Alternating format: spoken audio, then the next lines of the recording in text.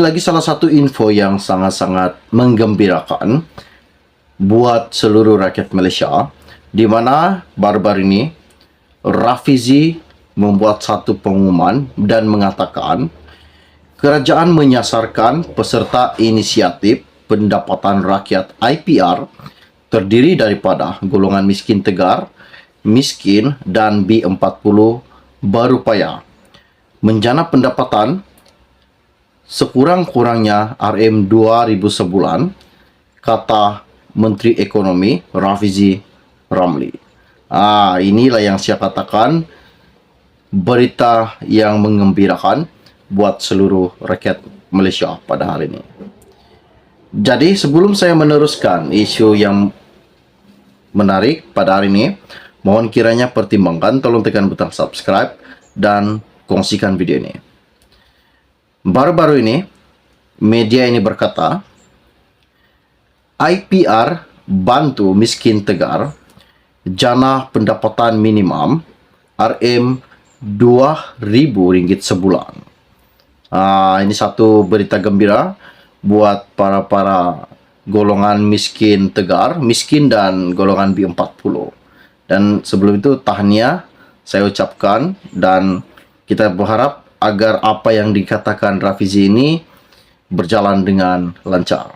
Baru-baru ini, katanya IPR dengan sasaran 100,000 peserta bertujuan meningkatkan pendapatan 3 golongan tersebut dengan melibatkan kerjasama kerajaan, rakyat dan rakan strategik sekaligus membantu mereka keluar daripada garis kemiskinan yang ditetapkan pada RM1,900 sebulan.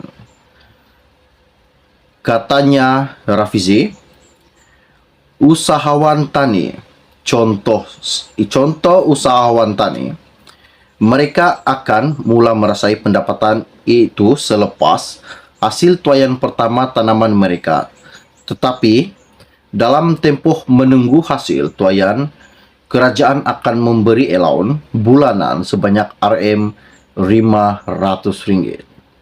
Semua bantuan ini kita ambil kira selama 24 bulan, termasuklah dari segi penyediaan tapak pertanian, infrastruktur, kelengkapan dan latihan.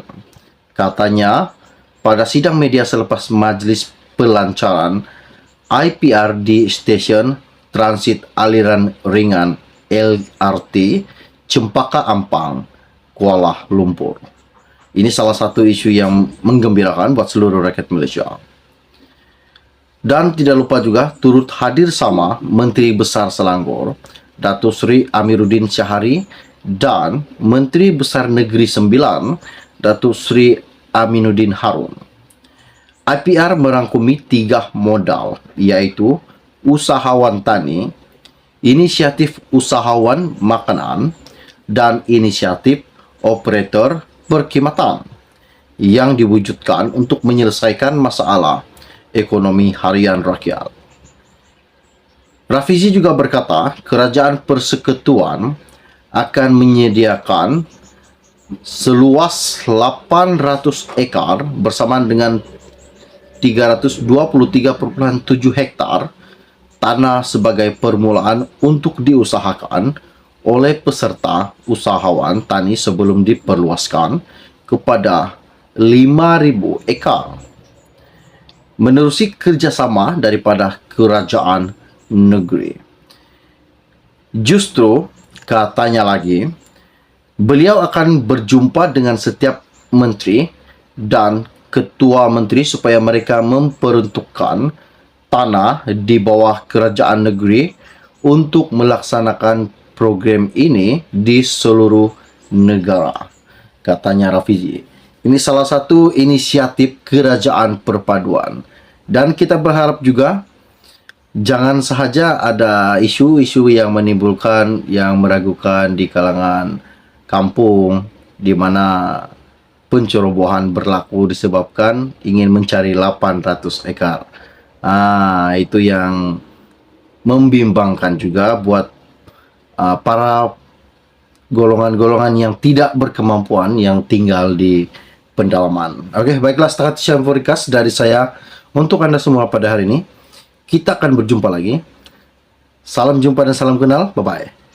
Seperti mana yang telah kita tahu bahwa baru-baru ini bekas Perdana Menteri Malaysia Ismail Sabri Yaakob mengumumkan kemungkinan besar ia akan meninggalkan dunia politik.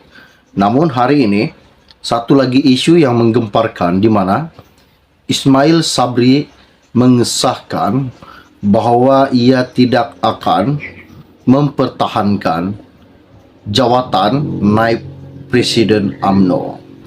Ini bermakna adakah Ismail akan meninggalkan dunia politik buat selama-lamanya. Oke, baiklah, sebelum saya meneruskan isu yang tergempar, mohon kiranya pertimbangkan tolong tekan butang subscribe dan kongsikan video ini. Terima kasih. Lebih kurang 10 menit yang lepas, media ini berkata, memandangkan tempoh penamaan calon bagi pemilihan UMNO semakin menghampiri tarik akhir. Bekas Perdana Menteri Ismail Sabri Yaakob mengesahkan dia tidak akan mempertahankan jawatan naib presiden parti itu.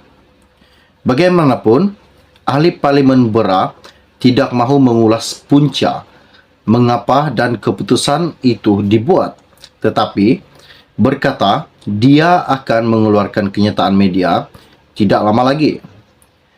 UMNO sedang mengadakan pemilihan bagi jawatan naib presiden, jawatan majlis tertinggi dan jawatan kuasa bahagian pada 18 Mac ini.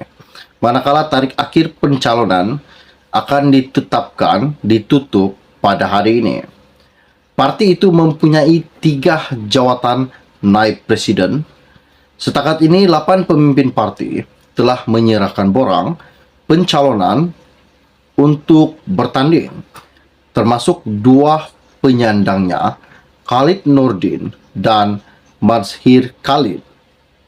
6 pemimpin lain yang bertanding untuk jawatan itu ialah Menteri Besar Pahang Wan Rosdi Wan Ismail, Setiausaha Agong BN Zamri Abdul Khadir, bekas Menteri Besar Johor Hasni Mohamad, bekas Menteri Perumahan dan Kerajaan Tempatan Rizal Merican Naina Merican, ahli Parlimen Titi Wangsa Johari Gahani, dan Menteri dalam Jabatan Perdana Menteri, Undang-Undang dan Pembaharuan Institusi Azalina Othman Said.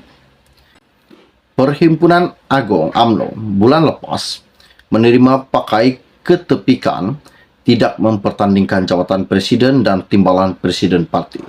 Ini salah satu isu yang sangat-sangat menakjubkan buat penyokong-penyokong UMNO, buat penyokong-penyokong Ismail Sabri, di mana Ismail Sabri tidak akan mempertahankan jawatan yang disandangkannya, yaitu naib presiden UMNO. Ini bermakna memang betul apa yang dikatakan Ismail Sabri bahwa ia akan meninggalkan dunia politik.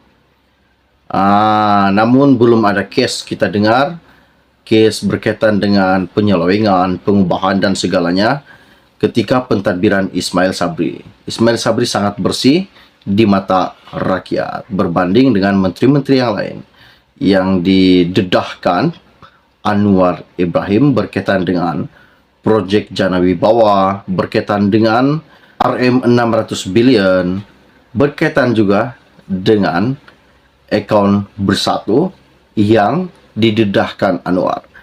Oke, jangan lupa tinggalkan komen Anda. Adakah Ismail ini salah satu bekas menteri yang amat-amat bersih dan bermarwah, tidak melakukan segala hal-hal yang dilarang? Dan adakah Ismail ini jika dicalonkan lagi sebagai pemimpin Malaysia, Perdana Menteri kita, adakah masih ramai lagi pengikut-pengikut Ismail Sabri? Tinggalkan komen Anda. Setakat info ringkas dari saya untuk Anda. Kita akan berjumpa lagi. Salam jumpa dan salam kenal. Bye-bye.